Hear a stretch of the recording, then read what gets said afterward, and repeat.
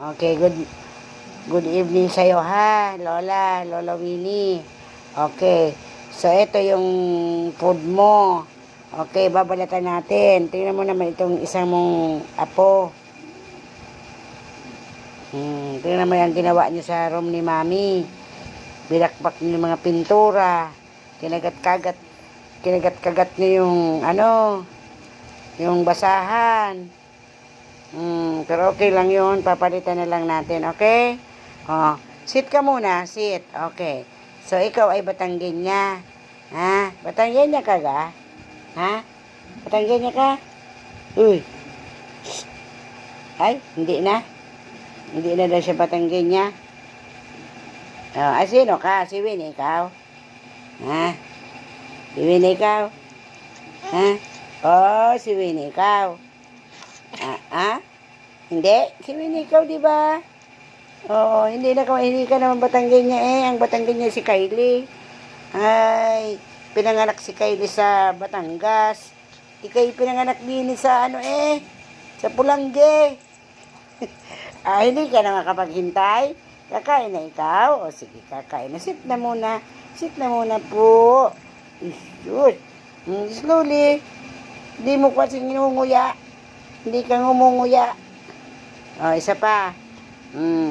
Yan. O, dito naman tayo sa apo mo. Uy. Hindi ka dito. Uy. Bella. Si Bella kumakain din. Yung hindi talaga ngumunguya. Diyos ko. 6 months ka pa lang. Sobrang ang likot mo, Bella, ha? Ang likot dito. Kaya hindi ko yan. Sino ka? Sino ka? Sino ka? Si Winnie, ikaw? Sino ikaw? Hey, sino? Sino?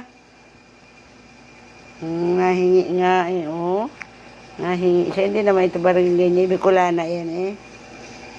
Ang Batanggenya dito, yung husky. Si Kylie. Yun ang Batanggenya, si Ate Kylie. Pinanganak sa Batangas. Dinala din sa akin 3 months palaan. Kaya yun ang Batanggenya. Oy, Bella, akin na yan. Akin na po. Bigyan mo si Lola. Tingnan mo yung katakawan yan. Kaya mas okay lahat ng ito kaysa hotdog sa dog food.